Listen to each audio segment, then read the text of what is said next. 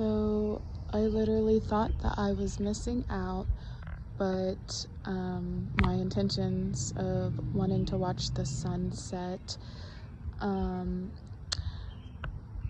but it came to my mind that I was not really missing out.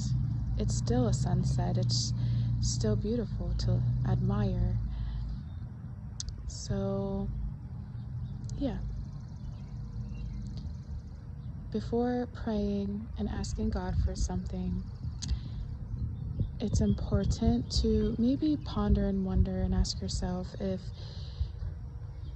what you have right in front of you is something to be thankful for already.